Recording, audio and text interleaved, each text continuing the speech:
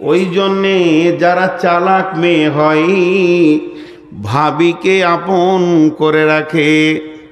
আল্লাহ তাবারাক ওয়া তাআলা বলে দিলেন যে সারা পৃথিবীর সমস্ত পুরুষের চয়ন সুতুন শান্তি আছে তার স্ত্রীর কাছে।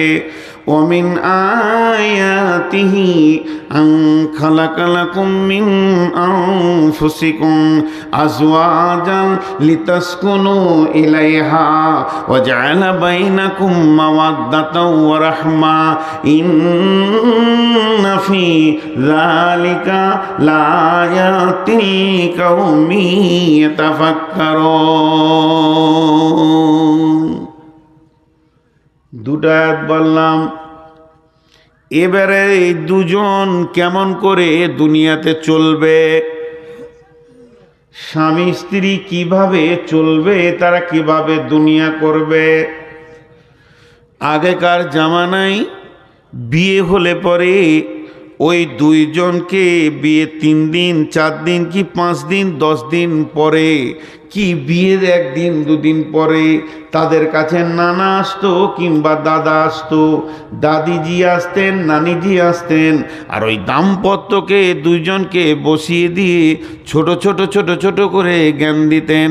বন্ধু, হে ভাইয়া, ওরে আমার বোন রে, নাতি রে, পতি রে, তোমাদের বিয়ে হয়েছে মানে তোমরা মহা সমুদ্রে একটা কিনারায় নেমেছো। এই সমুদ্রটার নাম হলো দাম্পত্য জীবনের সমুদ্র। একজন আর একজনের হাত ধরবে আর এমন মজবুত করে ধরবে, দাম্পত্যে সমুদ্রে মাঝে মাঝে বড় বড় জোয়ার উঠবে, ভাটি আসবে, তখন যেন হাতটা ছাড়া না হয়ে যায়। তুমি ওকে ধরবে, ও তোমাকে ধরবে। দাম্পত্য সমুদ্রকে পার হয়ে পরপারে যেতে হবে, তবেই তোমরা কামিয়াব হবে। আর সমুদ্রের মাঝে যদি একে অপরের হাত ছাড়া হয়ে যায়, এই জোয়ারকে সহ্য করতে না পারো, তাইলে দাম্পত্য জীবনে তুমি সুখী হতে পারবে না।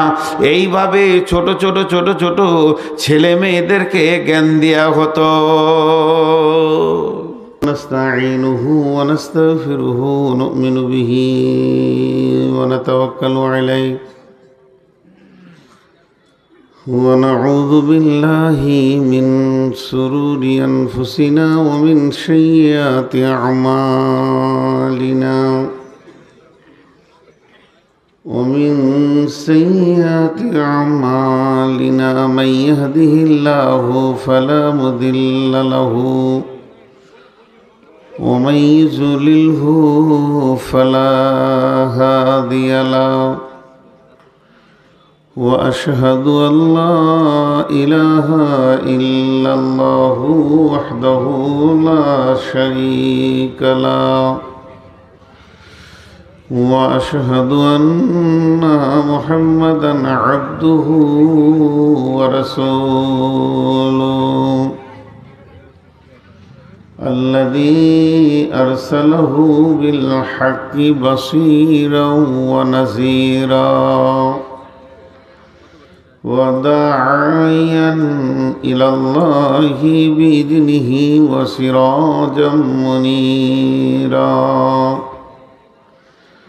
أما بعد فإن خير الحديث كتاب الله وخير الهدي هدي محمد صلى الله عليه وسلم وشر الأمور محدثاتها وكل محدثة بدعة وكل بدعة ضلالة وكل ضلالة في النار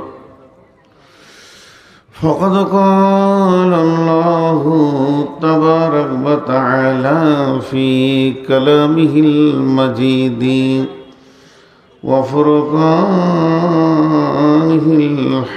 الحميد أعوذ بالله من الشيطان الرجيم يا أيها الناس اتقوا ربكم الذي خلقكم من نفس واحدة وخلق منها وزوجها وبث منهما رجالا كثيرا والنساء واتقوا الله الذي تساءلون به والأرحام إن الله كان عليكم رقيبا بسم الله الرحمن الرحيم الرجال قوامون على النساء بما فضل الله بعضهم على بعض وبما أنفقوا من أموالهم فالصالحات قانتات حافظات للغيب بما حفظ الله والتي تخافون نشوزهن فعظوهن واهجروهن في المضاجع واضربوهن فإن أطعنكم فلا تبغوا عليهن سبيلا إن الله كان عليكم رقيبا بسم الله الرحمن الرحيم ومن آياته أن خلق لكم من أنفسكم أزواجا لتسكنوا إليها وجعل بينكم مودة ورحمة إن في ذلك لآيات لقوم يتفكرون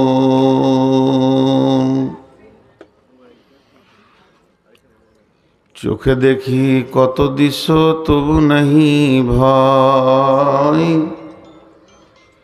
ভয় করিবার শক্তি দাও দয়াময়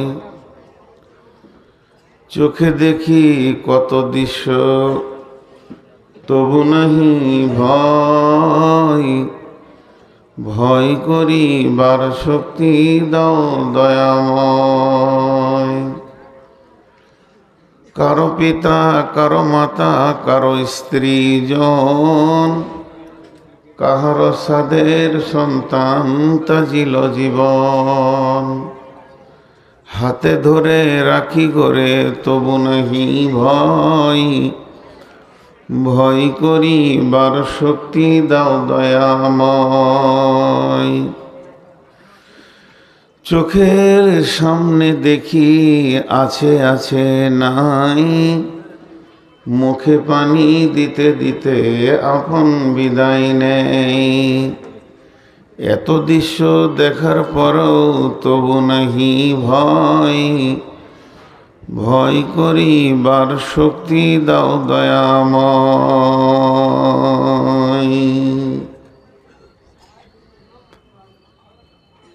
শ্রদ্ধেয় সুযোগ্য অত্র এলাকার কৃতি সন্তান আপামা জনসাধারণের নির্বাচিত সাদরে সভা উপস্থিত আকাশে তারকা সাদৃশ্য আলম ওলামাবৃন্দ সামনে আমার দিনদার ইমানদার মমিন ভাই সকল পর্দা থেকে সুন্নেওয়ালি মোমেনা মা ও বোনেরা প্রশংসা গুণগান স্তব স্তুতি ভালোবাসা তকদির হায়াত মওত রুজি সব কিছুর মালিক আল্লাহ যে মহান মুনিব আজকে আমাদেরকে 2026 সালে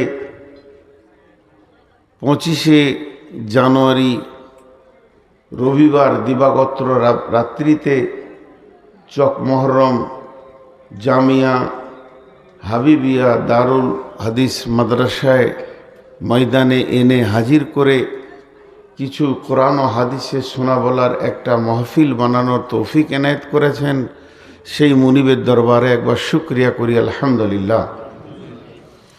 দরুদ ও সালাম বর্ষিত হোক আখিরি পয়গম্বর নবী মুহাম্মদুর রাসূলুল্লাহ সাল্লাল্লাহু আলাইহি সাল্লামের ওপর। আল্লাহুম্মা আমিন, আল্লাহুম্মা সাল্লি আলাইহি, আল্লাহুম্মা বারিক আলাইহি। আজকে আমি দাম্পত্য জীবন নিয়ে কিছু কথা বলবো, স্বামী স্ত্রী ব্যাপারে। নিয়ত করেছি যদি আমার মাবুদ আমাকে তৌফিক দেন তো আমা তৌফিক ইল্লা বিল্লাহি আলাইহি তাওয়াক্কালতু ওয়া ইলাইহি উনীব। কিন্তু আমার বক্তব্য শুরু করার আগে ছোট ছোট দু তিনটি কথা বলবো। 2-1 মিনিট আপনাদের যাবে, ভালো কথাই বলবো। মৌলানা সানাউল্লাহ অমৃতসরী বলেছিলেন মরার আগে, উনি বিখ্যাত বক্তা ছিলেন, শেরে পাঞ্জাব বলা হতো, শেরে ইন্ডিয়া বলা হতো, বিখ্যাত বাগ্মী।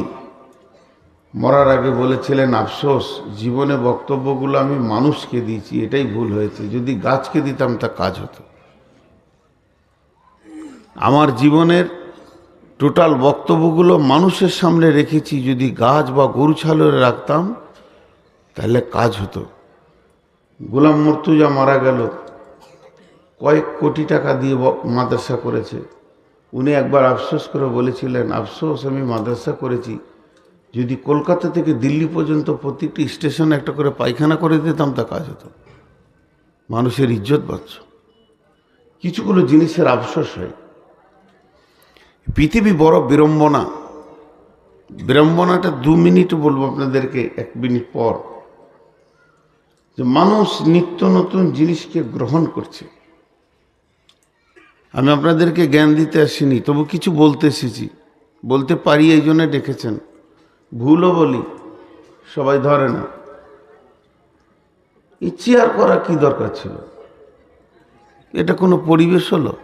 ওই মাঝের লোকটা মনে করবে যে 1000 টাকা দেবো, ওকে 40 জন ওদিকে ঠেলতে হবে, 22 জন এদিকে ঠেলতে হবে, সামনে চেয়ারের মাঝে ঢুকে আছে। মাদ্রাসা একটা কালেকশনের জলসাবের না যাবে, মধ্যেখানে তিরপল লেগে 4 জনকে বসিয়ে রেখেছেন। ওরা কি পাপ করে এসেছিল? আর এইখানটা কি মানে অভিশপ্ত জায়গা, যেখানে কেউ কেউ বসবে না? আমি ওইটাই তো বলছি, মানে টাক মাথার লোকের চারিদিকে যেমন চুল ঝুলে মাথাটা টাক, আজকে সবাটা তাই। ছাদে লোক নাই, বাম্পারে ঝুলছে। আজীব ব্যাপার। এই যে কোন ইঞ্জিনিয়ারের ব্রেন এগুলো হয়েছে। আবার একটা ভালো লাগছে, এখানে টেবিল না দেওয়াটা, এটা ভালো, ওই জন্য আমি আগে এসে বসেছি। এই যে এই ইঞ্জিনিয়ারকে পেলে আমি খুশি হতাম আর কি, ওকে দেখতাম যে এত বড় প্ল্যান যে দিয়েছে, চারিদিকে চেয়ার দাও, মধ্যখান ফাঁকা রাখো। আজীব। ইসলামী সভা বুকের সঙ্গে বুকে লাগবে। একজন বক্তা বক্তব্য রাখছিলেন, তখন আমি বাচ্চা কেবল জালসা করছি আর কি, 1-2টা। আল্লাহ রসুল যখন বললেন যে আমি পড়াশোনা জানি না, তা জিবরাইল ঠেলে ছড়েন দেনি, বুকের সঙ্গে বুক লাগিয়েছেন। শিক্ষক ছাত্র যতক্ষণ না সিনাতে সিনা লাগবে, এগুলো চেয়ার ফেয়ার। আসামে রাজ্য সম্মেলন হয়ে গেল, একটা চেয়ার খালি বক্তা, বাস।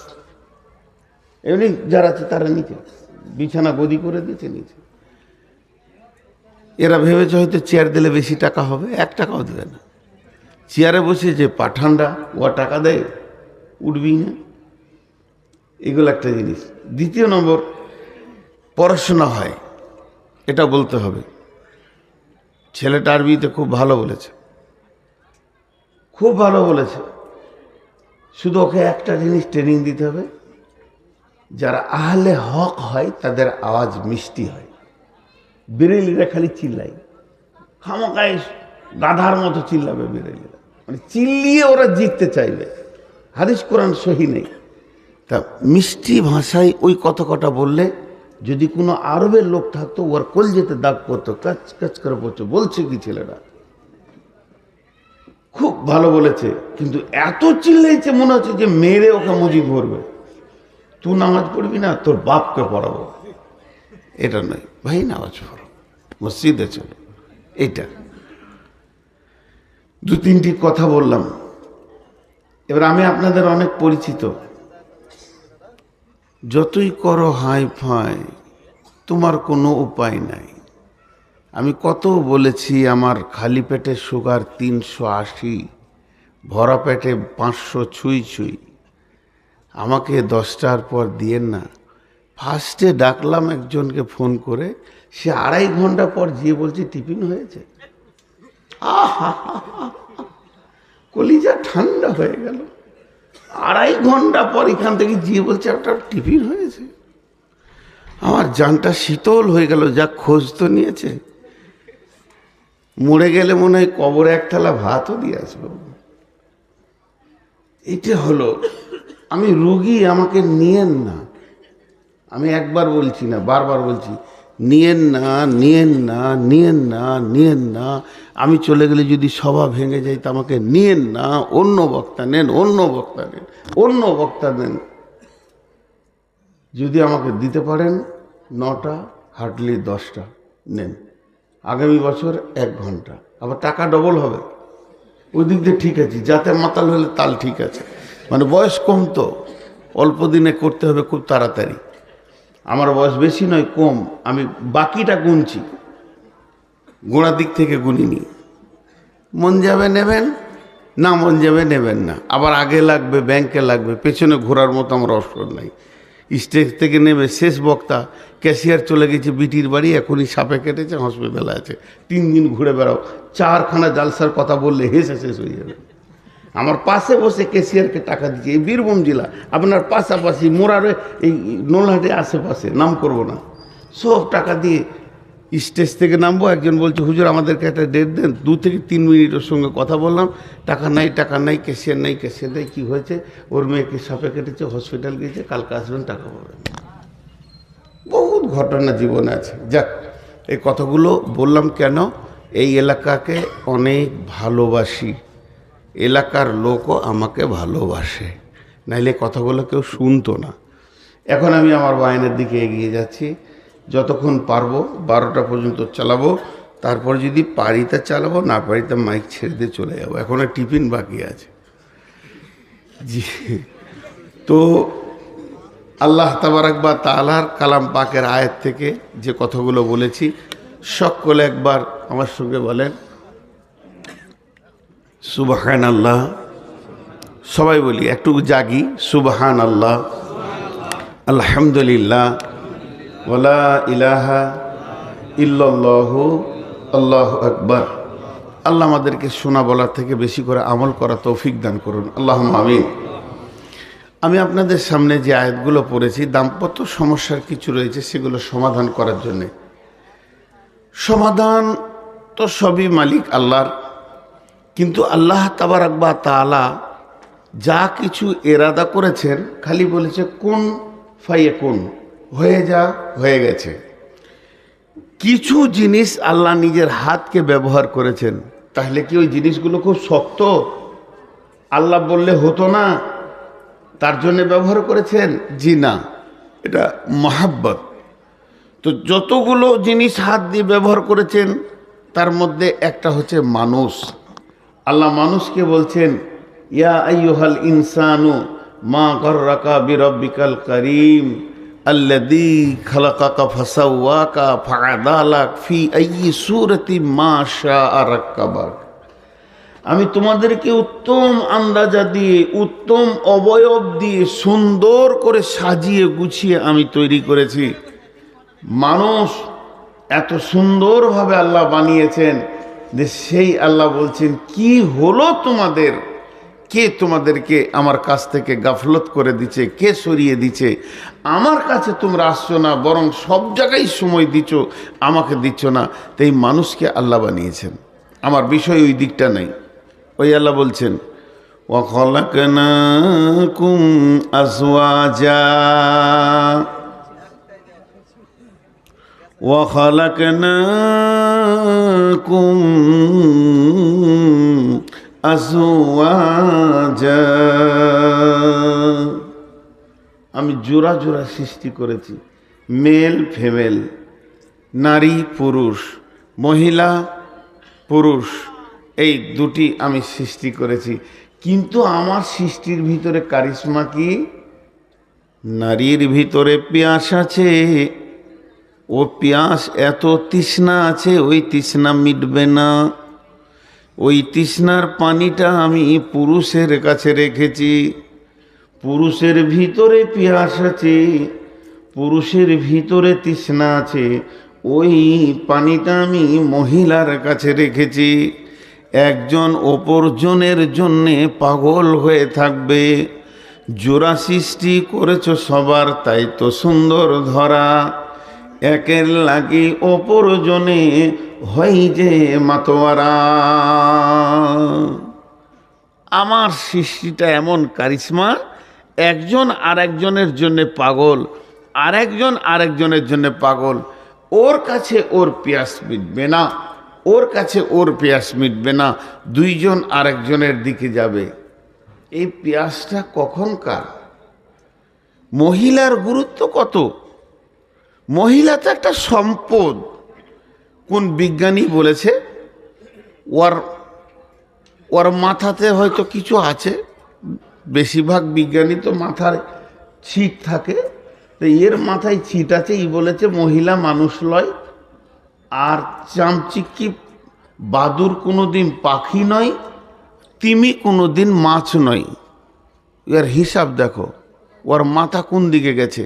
অথচ মেয়ে মানুষও মানুষ, পুরুষ মানুষও মানুষ, আল্লাহ নিজে বানিয়েছেন। এবং একে অপরের পিয়াস, একজন আরেকজনের কাছে গেলে তার পিয়াসটা মিটবে। আল্লাহ যে মানুষ বানালেন, তার মধ্যে মানুষের দুটি গ্রুপ, একটা পুরুষ মানুষ, একটা মেয়ে মানুষ। মেয়ে মানুষকে দু তিন রকম করে কোরআন আর হাদিসে ডাকা হয়েছে। মেয়েদেরকে মহিলা বলা হয়েছে, নিসা বলা হয়েছে। মেয়েদেরকে হার্স বলা হয়েছে, উর্বর জমি, উর্বর জমি। আবার মেয়েদেরকে আল্লাহ রসুল মাতা বলেছেন। মাতা বলে মা লয়, মাতা মানে সম্পদ। এই তুই দাঁড়িয়ে কেন?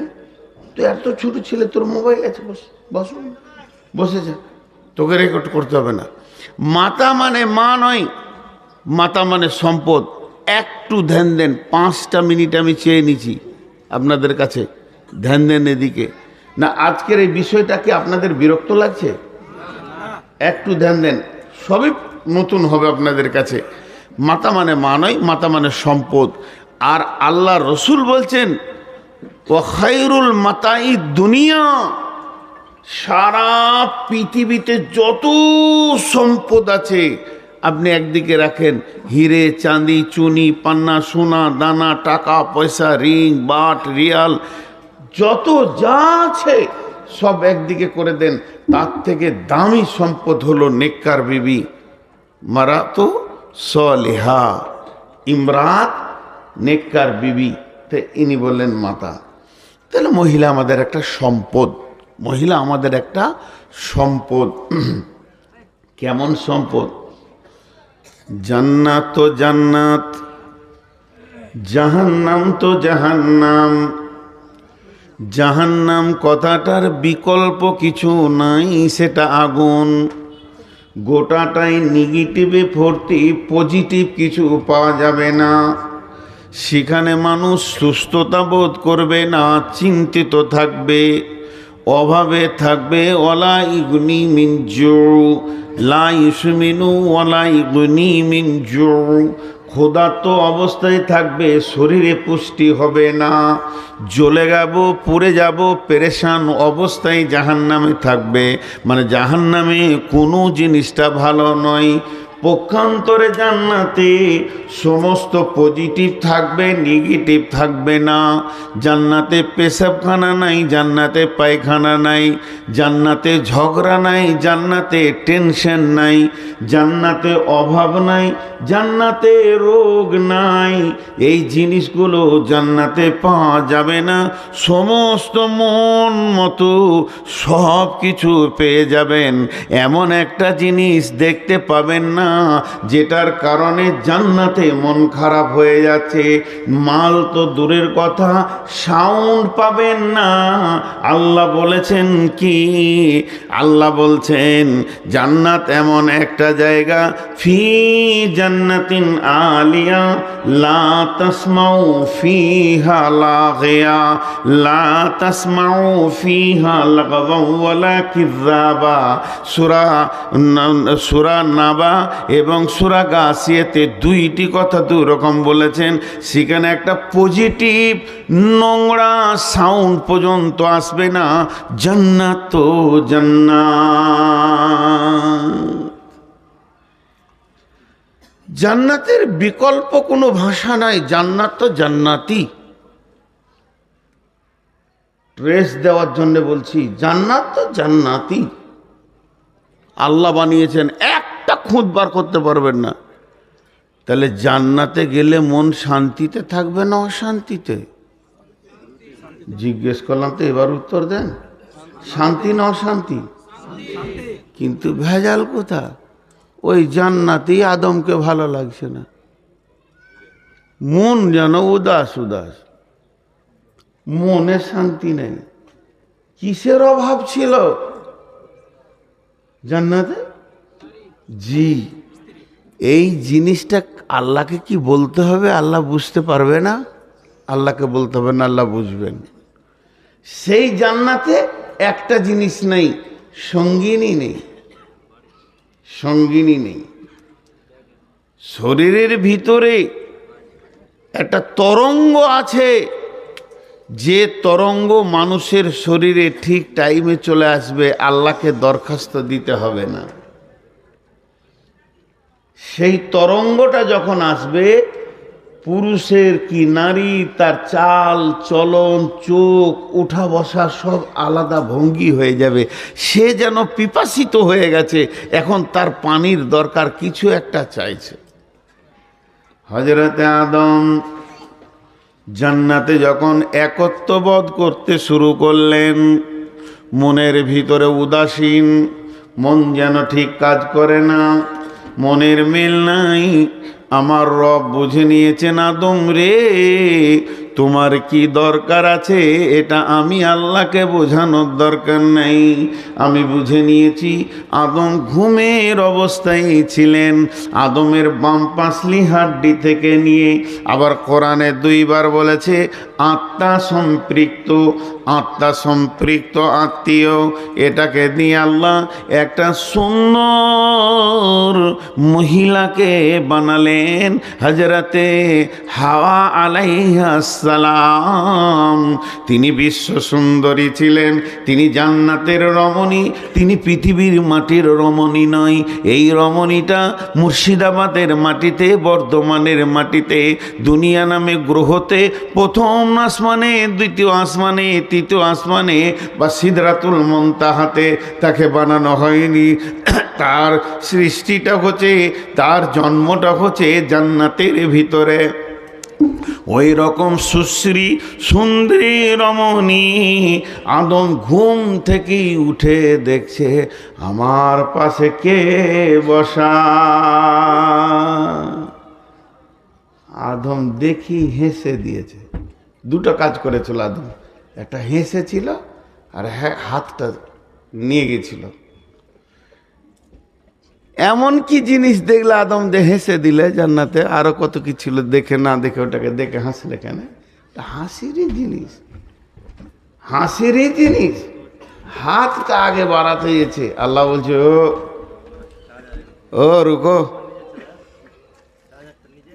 মাইকটা দিব, মাইকটা দিব, কালকে আবার থাম্বনেইল বের করে দেবে হাত বাড়ানো। এই ইউটিউবার যে কি জিনিস। ওইদিকে বদরুদ্দোজা নাদবি একদম বয়কট করেছে, একটা ইউটিউবারকে লাগাতে দেয় না। আমার কাছে 14 জন 15 জন ইউটিউবার চলে এসছে শামসিতে, জি লাগাতে দেবেন ক্যামেরা তবেই যাবো, না হলে যাবো না। আপনি আর নাদবি আছেন, উনি বয়কট করেছেন, আমাকেও করতে হবে। আমার এই পাকা দাড়ির পাশে এমন ইয়ং মেয়ের ছবি দিয়েছে, আমার বাপও এমন মেয়ে দেখে নেই সারা জীবন। তা আবার বেশি একটা পরে ব্লাউজটাও নাই। হাগই গেলে কি সহ্য হয়? আরে বাপ, তোর ঘরে কি তোর মা বোন নাই? এই ছবিটা আমার মেয়ে, আমার স্ত্রী দেখলে অসুবিধা নেই, আমার মেয়ে দেখবে, আমার বোনরা দেখবে, এই ছবি আমার খালা দেখবে, আমার ফুফু দেখবে, তখন আমার সম্মানটা কোথায় যাবে বাপ? তোদের পায়ে ধরছি বাপ, এগুলো করিস না বাপ। জগন্নাথ, এসব করিস না বাপ। তোরা ছবি অন্য কিছু দিস। আর এক খবিস লিখেছে, আহা, যা মাইন্ডটা অন্যদিকে চলে যাবে, বয়স হয়ে গেছে তো, হুঁশ থাকছে না। তো জান্নাত আদম দুটো কাজ করলেন। কটা কাজ? প্রথম নম্বরে হাসলেন। বিবিকে দেখে হাসি লাগে? আর হ্যাঁ না বলে না, জান জ্বলে যায়। একটা জালসাই বলছি, স্বামী স্ত্রী জান্নাতে গেলে একই বিছানায় থাকবে। তা একজন বলছে তার মানে আবারও হাজি ভাই 2 মাস বাংলাদেশে থেকে আসলাম, 2 মাস। গত বৃহস্পতিবার ইন্ডিয়াতে পা দিয়েছি, শুক্রবার ফাঁকা ছিল, শনিবার দিন সকালে হাট বাজার করে দে, আজকে রবিবার, ওখানে গিয়ে আজকে এই যে রবিবার এলাম। তা মাত্র শনিবার হাট বাজার করে বাড়িতে নামিয়েছি, বাস শুরু হয়ে গেল এতগুলো হাট, এত মাল কেনে আনবে। তা জান্নাত যদি ওই বিবিটা আবার যায়, তা যারা বিরক্ত হয়েছে ওরাও বলবে না উফ আল্লাহ কোন সিস্টেম করলো। ও যখন উফ বলেছে তখন আমি বলতে শুরু করেছি, মানে বুঝে লেছি ওর কষ্ট চলছে, বাংলাদেশের ঘটনা। তখন আমি বললাম প্রত্যেকটি জান্নাতির ভিতরে সমস্ত নবীকে পাওয়া যাবে। একজন মুফাসসিরিন বলেছেন জান্নাতিরা কেমন হবে, একটা জান্নাতির ভিতরে সমস্ত নবীকে পাওয়া যাবে, মানে সমস্ত রকম নবী মিলিয়ে একটা জান্নাতি হবে। জান্নাতিরা হবে হযরতে আদম আলাইহিস সালামের মতো উঁচু পুরু, মেয়েরা হবে হাওয়ার মতো, অতটা সাইজের মানুষগুলি হয়ে যাবে। প্রত্যেকটা জান্নাতির হৃদয়টা, দিলটা হবে আইয়ুব আলাইহিস সালামের মতো।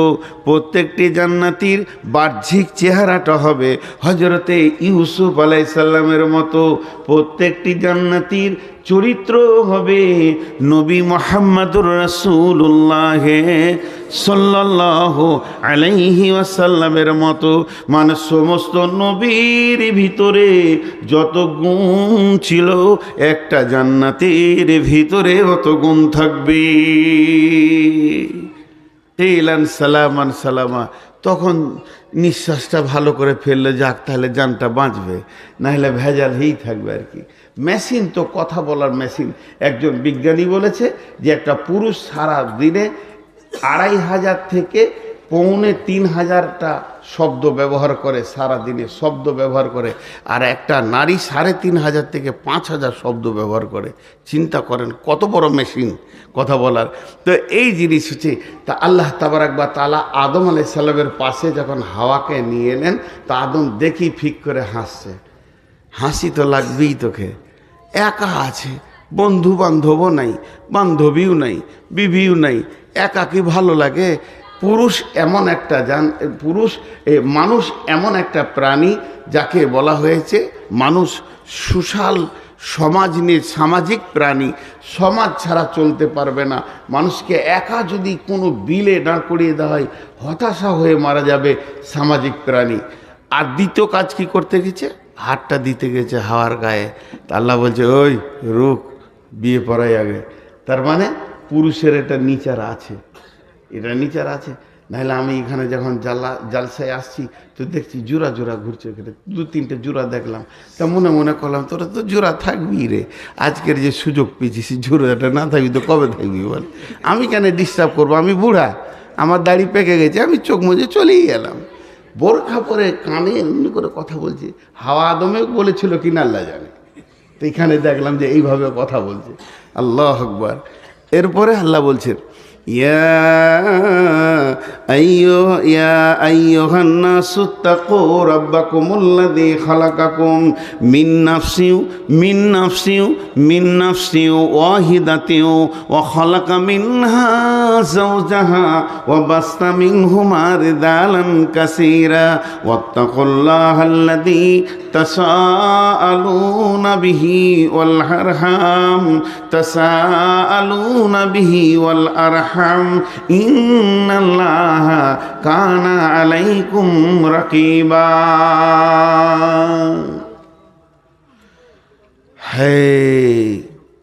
আপনাদেরকে যদি একটা কাগজ কলম দিতে বলি, সম্পর্ক লেখেন, সম্পর্ক, বাপ মা, ভাই বোন, নানা নানি, দাদা দাদি, খালা ফুফা ফুফু, এইভাবে সম্পর্ক লিখতে লাগলেন তো দুই রকম সম্পর্ক পাবেন।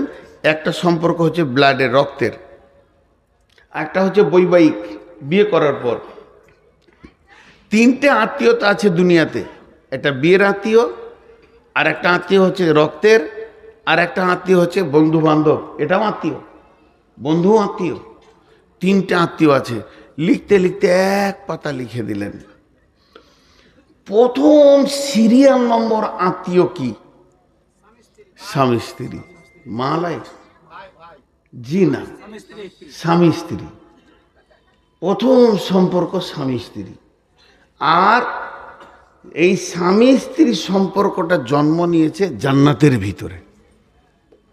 আদম আর হাওয়া। ভাই কোথা ছিল বাপ, আর বাপই কোথা ছিল, মাই বা কোথা ছিল। কিন্তু এই স্বামী স্ত্রী এই সম্পর্কটাকে অতি হেউ চোখে দেখা হয়। এই 2-3 দিনের মধ্যে একটা তালাক হতে চলেছে আমার এলাকায়। নাম জিজ্ঞেস করবেন না, আমার কাছে খবর এসছে আপনি থাকবেন, বলে আমি থাকবো না। কেন তালাক হতে চলেছে? স্বামী স্ত্রী অনেক গভীর মেল, এইটা ছেলের মা বোন বাপ মেনে নিতে পারছে না। আমার ছেলে এত ভালোবাসবে কেন? কিন্তু ছেলেটা চাচ্ছে মেয়েটাকে, মেয়েটা চাচ্ছে ছেলেটাকে, বাপের চাপ। তালাক হতে চলেছে। দেখেন তো প্রথম আত্মীয় হচ্ছে স্বামী স্ত্রী। কিরকম করে? হযরত আদমকে বানালেন, আদমকে বানানোর পর হাওয়াকে বানালেন, আর হাওয়াকে বানানোর পর আমার আল্লাহ বলছেন এই দুটি জিনিসকে বানালাম আমি জান্নাতের ভিতরে। জান্নাতের ভিতরে বানালাম মানে দুশ্চরিত্র এবং দুশ্চরিত্রা ওরা নয়, ওরা হলো সুচরিত্রবান এবং সুচরিত্রবতী। ওদের দুজনকে আমি কাছাকাছি করে দিলাম, ফ্রি করে দিইনি। প্রথম বিয়ে করেছিল হজরতে আদম, শোনে মন দিয়ে অধম। প্রথম বিয়ে করেছিল হজরতে আদম। আদম নবী যদি বিয়ে না করিত, মানুষের সন্তান হতো গরু ছাগলের মতো, শুয়োর কুকুরের মতো। আল্লাহ প্রথমেই বিয়ে সিস্টেমটা করে দিলেন, হালালের লাইনটা করে দিলেন, যাতে হারাম লাইনটা না ঢুকে। কোনো শুক্রাণু কোনো ডিম্বাণু দুইজন যেন হারামভাবে মোলাকাত না করে। বিয়ে তো দূরের কথা, এই দুটি জিনিস যেন তারা হারামভাবে দেখা না করে।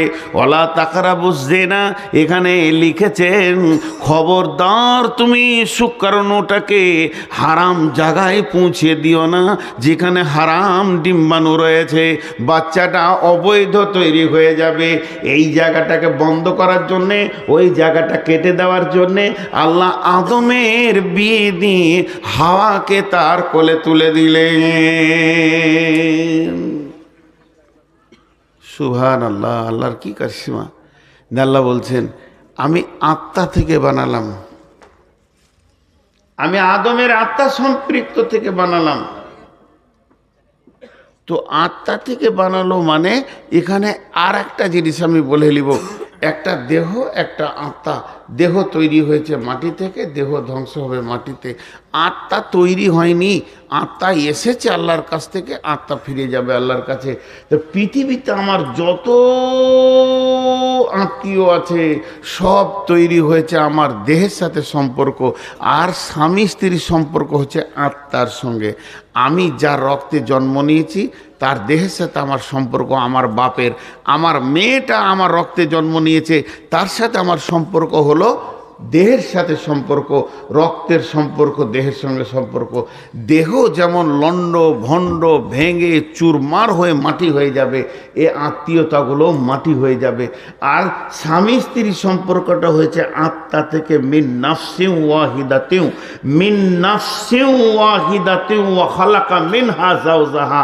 আত্মার যেমন মত নাই, আত্মা ইল্লিন সিজ্জিনে যাবে, জান্নাতে যাবে, জাহান্নামে যাবে, এই আত্মার যেমন মত নাই, স্বামী স্ত্রীর সম্পর্কের কোনো শেষ নাই। জাহান্নামে দুজন আছে, জ্বলবে, কেউ কাউকে খেয়াল রাখতে পারবে না, আগুন এমন ভয়ঙ্কর। কিয়ামতে দুজন আছে, হাই হাই নাফসি নাফসি করবে, কেউ কাউকে খেয়াল রাখতে পারবে না। কবরে আল্লাহ জ্বলন। যদি জাহান্নামী হয়ে যায় দুজনে, তাদের কোনো মেলের কথাটা চিন্তা করাই যাবে না। আর দুজনেই যদি জান্নাতি হয়, আবার একটা খাটে আল্লাহ জান্নাতে শোয়াবেন, আবার একটা খাটে আল্লাহ জান্নাতে শোয়াবেন। তাইলে এই সম্পর্কটা কত গভীর।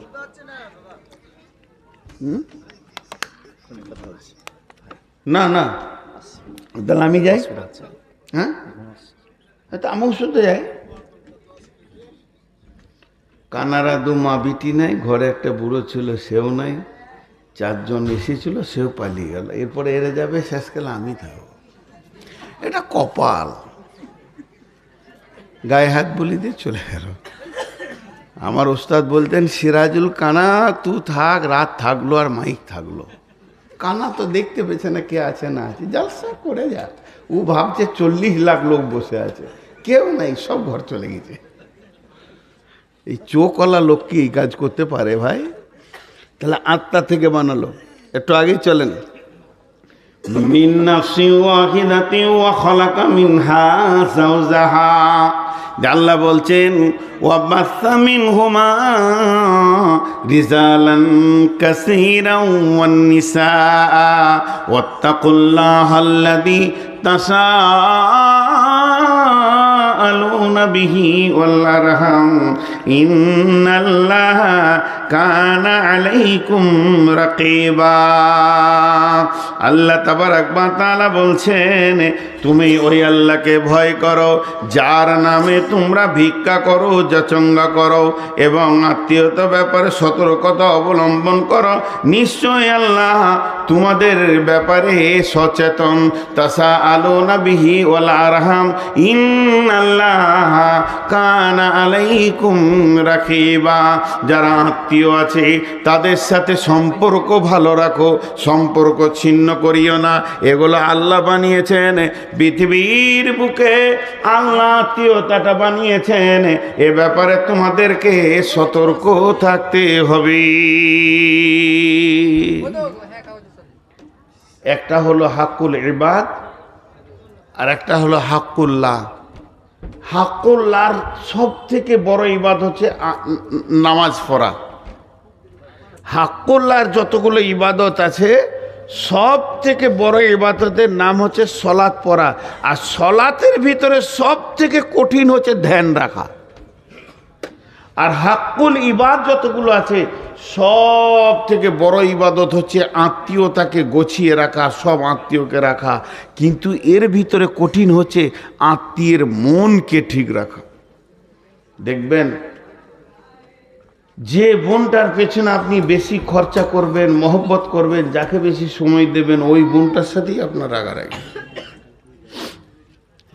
যে ভাইটার জন্য আপনি পেরেশান, তার পড়াশোনা, চাকরি, ওঠা বসা, লেনদেন, ওই ভাইটাই আপনার সাথে কথা বলবে না। এত কঠিন। তাসাআলুনা বিহি ওয়াল আরহাম। আল্লাহ বলছে আত্মীয়তা ঠিক রাখো। আর আল্লাহ তোমাদের ব্যাপারে সচেতন। খুব ধ্যান দেন। আমি আয়াতটা ধীরে ধীরে তর্জমা করছি। তাহলে এই আয়াতে আল্লাহ তাবারাক ওয়া তাআলা বললেন, আর স্বামী স্ত্রী সম্পর্কটা জান্নাতে তৈরি হলো। এবার একটু আগিয়ে যাই দ্বিতীয় আয়াতে। বিসমিল্লাহির রহমানির রহিম। ওমিন আয়াতিহি ওমিন আয়াতিহি আন খালাকা লাকুম মিন আনফুসিকুম আজওয়াজান লিতাসকুনু ইলাইহা ওয়া জাআলা বাইনাকুম মাওয়াদ্দাতাও ওয়া রাহমা ইন্না ফি যালিকা লায়াতিল লিকাউমি ইয়াতাফাক্কারুন। আয়াত মানে নিদর্শন। ভাই একটু মনোযোগ দেন। কিছু উচ্ছৃঙ্খল মানুষ কথা বলছে, এগুলো খারাপ। খুবই প্রয়োজন হলে আপনাদের বাইরে চলে যাওয়া উচিত। আর এই ছেলেগুলো লাফালাফি করছিস রে বাবা, একটু ধ্যান দিয়ে শোন, ভালো না লাগে চুপ করে বস। আল্লাহ বলছেন নিদর্শনের কথা। তা আল্লাহকে পাওয়ার ব্যাপারে যে নিদর্শনগুলো কোরআনে আল্লাহ ব্যবহার করেছেন সেগুলো গাধা আছে, বিভিন্ন আয়াত আছে। এই আয়াতগুলো ধরতে গেলে আবার শেষ হয়ে যাবে অন্যদিকে সময়। একটা আয়াত বলছি, বিসমিল্লাহির রহমানির রহিম। ইন্না ফি খালকিস সামাওয়াতি ওয়াল আরদি ওয়া ইখতিলাফিল লাইলি ওয়ান নাহারি লাআয়াতিল লিউলিল আলবাব।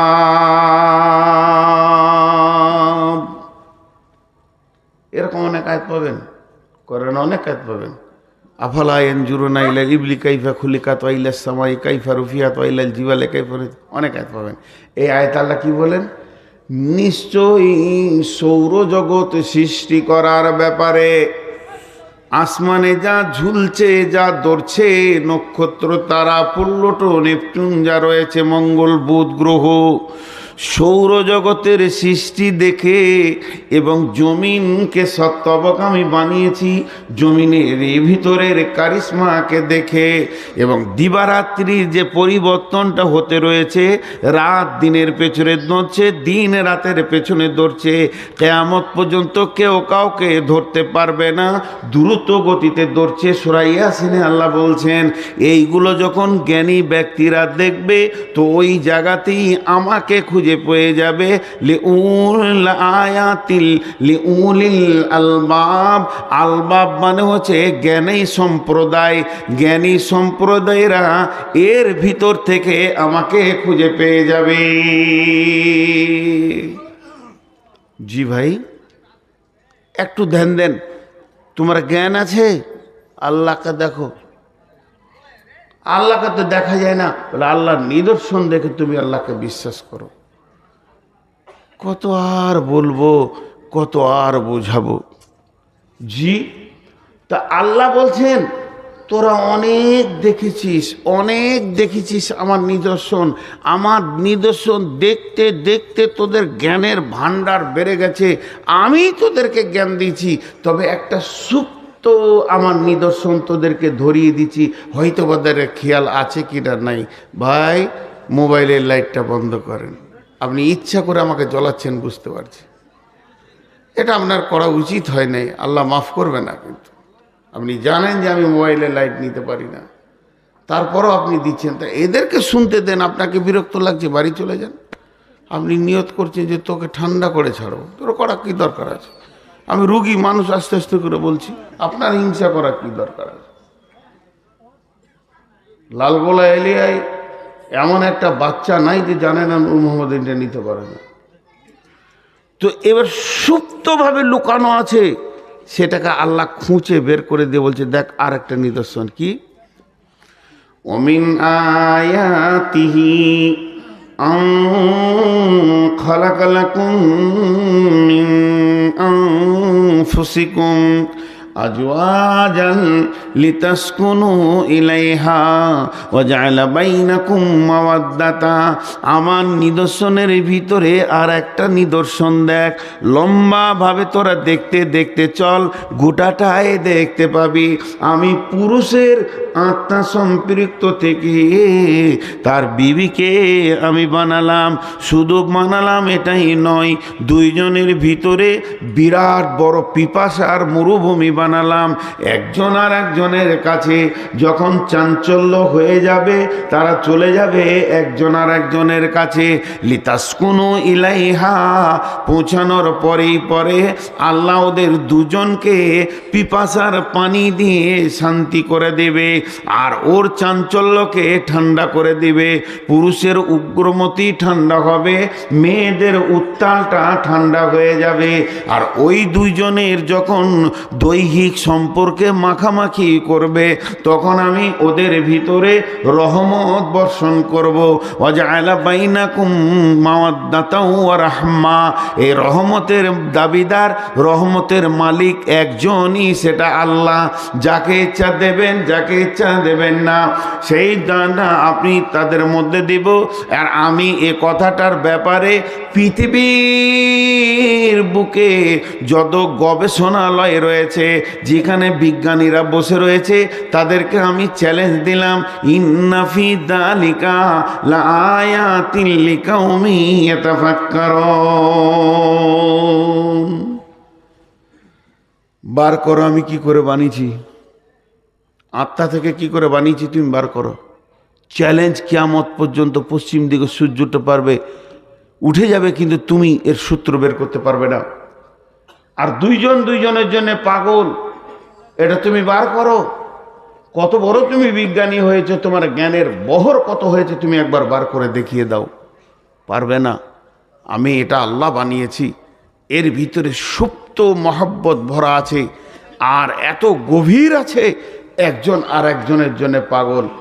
কিন্তু বর্তমানে কিছু দাবি জিনিসকে আমাকে খারাপ লাগে।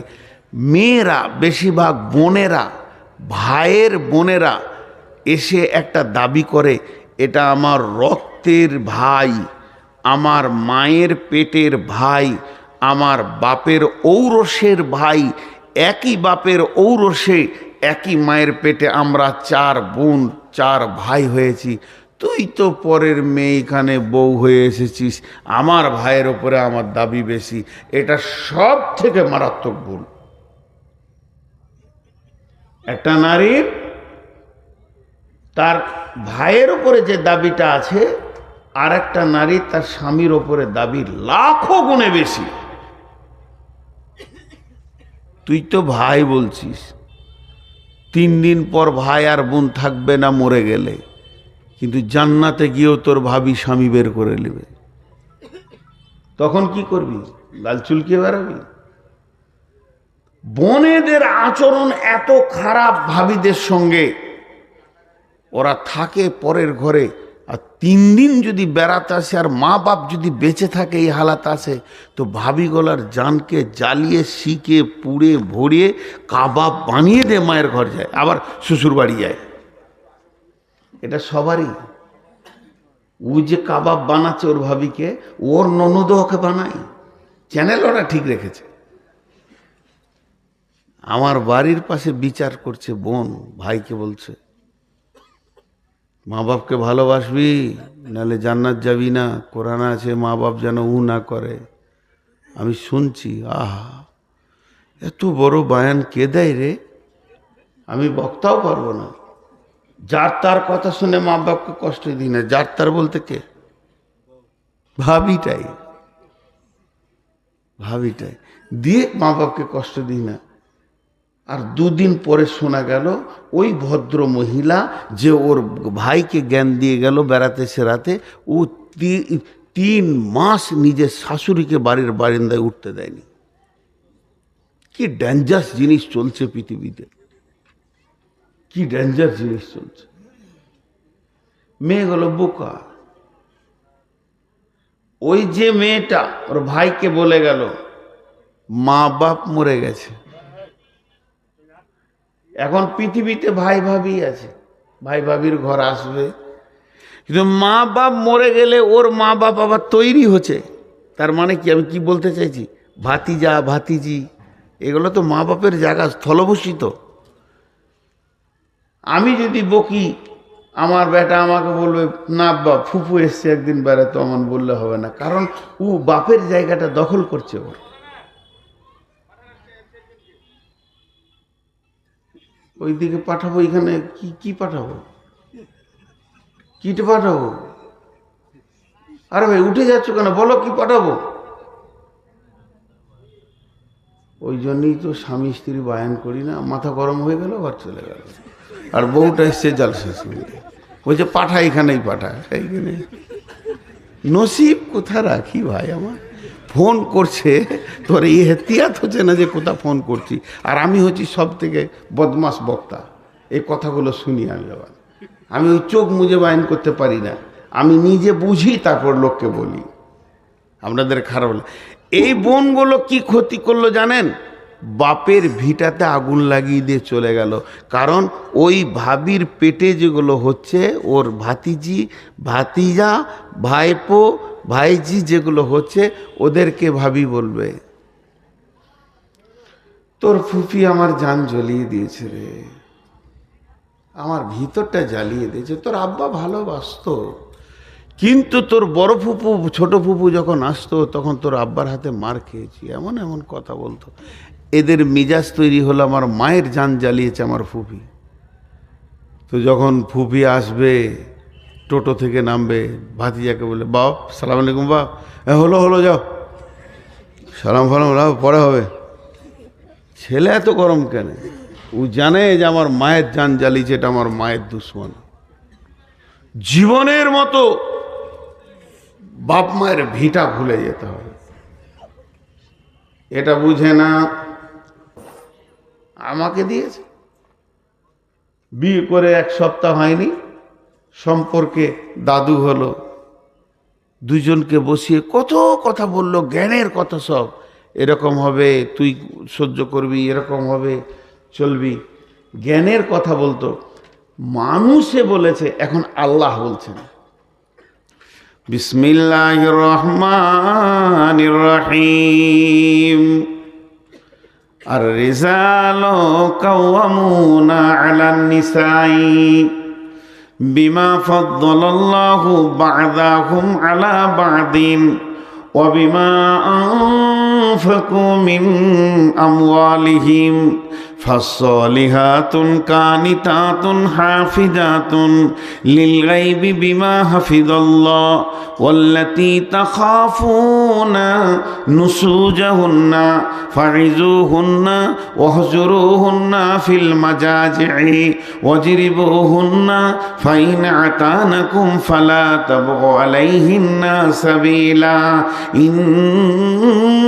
ইন্নাল্লাহা কানা আলাইকুম রাকিবা।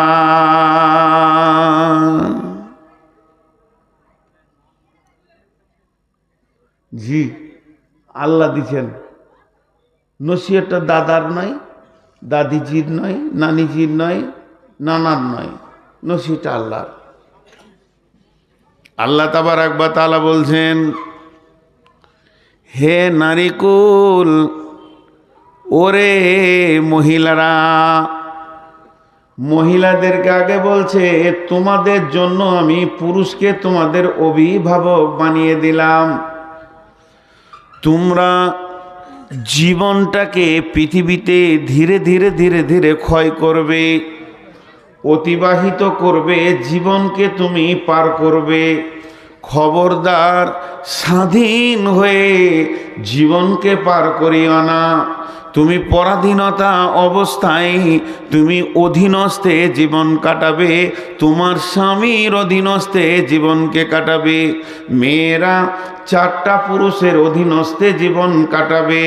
বাপ, ভাই, স্বামী, সন্তান, এদের ওপরে যাবে না, এদের ওপরে কথা বলবে না, তুমি এদের ডিরেকশনে চলবে। যে মেয়েটি জান্নাতি হয়, যে মেয়েটি জান্নাতে যদি যেতে চায়, যদি আল্লাহকে আপন বানাতে চায়, আল্লাহর যদি আপন হতে চায়, তাহলে ওকে চিরদিন একটা জিনিস মেনে নিতে হবে যে আমি স্বাধীনতার মুখ দেখব না, পরাধীন হয়ে জীবনটা আমি চালিয়ে দেব। বাপের অধীনস্থে থাকবে, ভাইয়ের অধীনস্থে থাকবে, স্বামীর অধীনস্থে থাকবে, এবং সে স্বামী মারা গেলে ছেলের অধীনস্থে থাকবে। আল্লাহ তাবারাক ওয়া তাআলা বললেন, তোমার তো সুখ শান্তি জান্নাত নিয়ে দরকার, তবে কেন দুনিয়াতে স্বাধীন বিচরণ তুমি করবে? তোমাকে অধীনস্থে জীবন কাটিয়ে আসতে হবে।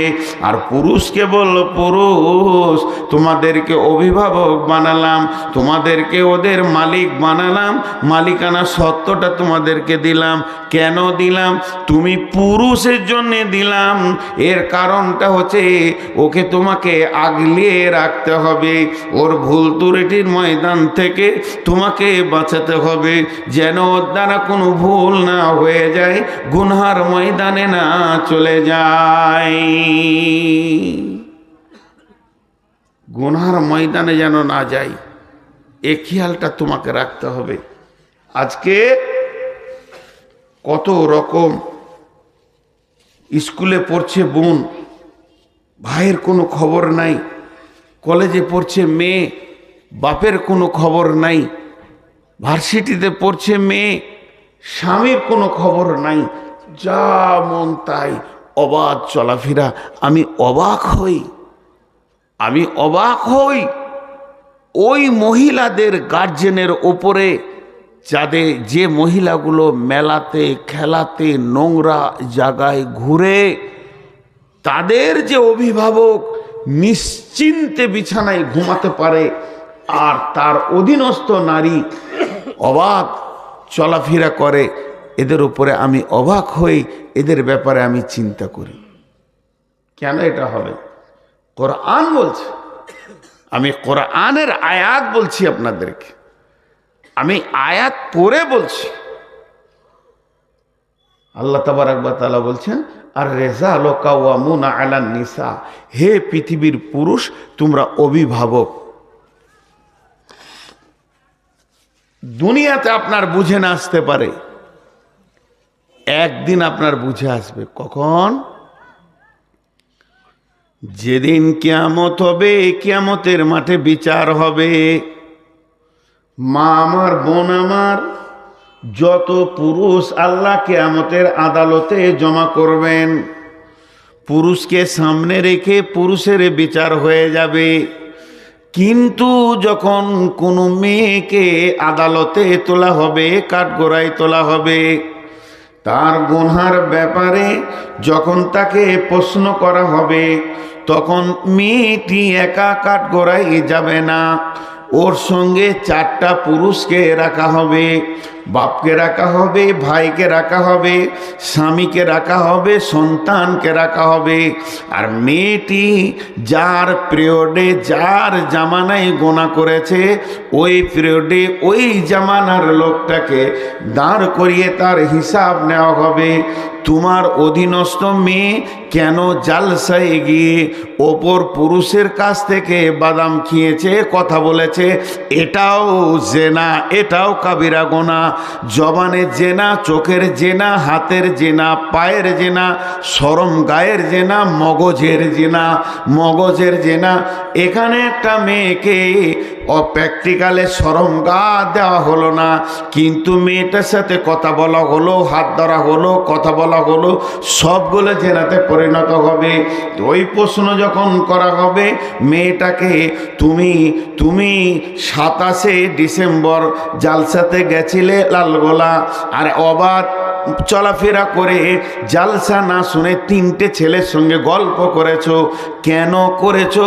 এই কথাটা ওকে জিজ্ঞেস করার সঙ্গে সঙ্গে মেয়েটির বিয়ে হয়নি, বাপ আর ভাইকে দাঁড় করিয়ে বলা হবে, তোমার মেয়েটা, তোমার বোনটার বয়স চলছিল রানিং 17 থেকে 18 বছর, আর এই অবস্থায় তুমি জালসা শুনতে পাঠালে কেন? জালসা শুনে যে নেকিটা হবে তার থেকে ওর বাড়িতে চুপ করে শুয়ে থাকলে বেশি নেকি হবে। এই অবাধ বেলামিশার থেকে ওর অত নেকি দরকার নাই। তুই বাড়িতে পড়ে থাক, তুই একটা কিতাব পড়, তোকে তৌহিদের কিতাব দিব, হাদিসের কিতাব দিব। মেয়েদের জালসা শোনা রাত্রিবেলায় গভীর রাত্রিতে এসে ঘর থেকে বেরিয়ে দরকার নাই। এই যে প্রশ্নগুলো করা হবে তখন ভাইকে প্রশ্ন করা হবে। স্বামীর জামানায় সে স্বামীকে বুঝিয়ে চলে এসেছে, কিন্তু অন্যজনের সঙ্গে পরকীয়ায় লিপ্ত হয়ে গেছে বা কোনো গোনা করেছে, স্বামীকে দাঁড় করানো হবে। ওই চারজনকে একসঙ্গে গলাতে বেঁধে দিয়ে আল্লাহ জাহান্নামে ভরবেন। আর রিজাল কাওয়ামুনা আলান নিসা। এত সহজ জিনিস লয়। আমার গাড়িটা রাস্তায় চলছে, একটা ছেলে মোটর বাইক নিচে সামনে লাগিয়ে দিল। ওই তুই লাগালি কেন? কথাটা বোঝার চেষ্টা করেন। ওই তুই লাগালি কেন? জি আমি এই সাইড দিয়ে যাচ্ছিলাম। কাঁচটা তো ভেঙে দিয়েছিস, তুই গাড়ির কাঁচটা ভেঙে দিয়েছিস। একটু ধৈর্যতা না, এটা বুঝেন, আমি উদাহরণ দিচ্ছি। পাড়া পাড় তিনটের গালে মেরে দিলাম। ও মনে মনে ভাবছে মারবি মারগা, কাঁচ তো ভেঙেছি, টাকা লাগলো না। ও চলে গেল, আমিও চলে গেলাম। ও কোথাকার আমি জানি না, আমি মুরব্বি বলে কিছু বলেনি, আমার দাড়ি পাকা। ও ইয়ং ছেলে, এই উত্তাল বয়স 16-17, লেগগাটা লেগে গিয়ে কাঁচটা ভেঙে গেছে। এবার আমার মন আমাকে বলছে, তুই তো 3 চর মেরেছিস, ওইটা কি তোর হক আছে? কাঁচটাও ভেঙেছে তোর গাড়ি, তোর ড্রাইভারও হ্যান্ডেলটা এদিকে করেছিল। আল্লাহর আদালতে এই বিচারটা যখন হবে তো তখন দেখা যাবে যে জেরক্স বেরিয়ে আসছে, কাগজ রিজাল্ট, যে আমার ড্রাইভার ডান দিকে হ্যান্ডেল কাঁপিয়েছে বলি ভেঙেছে। তাহলে তো মরখর হক রাখে না। এই বিচারটা যদি হয় তাহলে আমার মারাটা ভুল হয়েছে, আমারটা ভুল হয়েছে। কিছুদিন আগে আমার ট্রাকে বাম দিক ডান দিকটা ঘষে চেঁচে নামিয়ে দিলে। ড্রাইভার খুব বকছে, ট্রাকওয়ালা ভয়ে দাঁড়িয়ে গেছে টুঙ্গি দিঘিতে, একবার দিনাজপুরে, ইয়ং ছেলে। আমি নামলাম, নেমে বললাম তোমাদের বাড়ি কোথায়? তো বলছে ইসলামপুর। লে মজা, ইসলামপুর আমি পড়েছি। কার গাড়ি গো? তো যার গাড়ি ওকে আমি মামা বলি। ফোন লাগাও তো। ফোন লাগলো, মামা আপনার গাড়ি যে আমার গাড়িকে চেঁচে দিয়েছে গো, কোন ঠেরে বেটা? বললাম এখানে টুই দিঘিতে। আমি ড্রাইভারকে বললাম, এটা কিয়ামতের দিন বিচার হবে রে, তোর দোষ না ওর দোষ,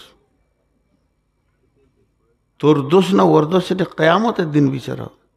ওদিন বললাম চলে যাও, শিলিগুড়ি যাচ্ছিল, যা করার মালিকের সঙ্গে বুঝবো, পরে দেখা করি।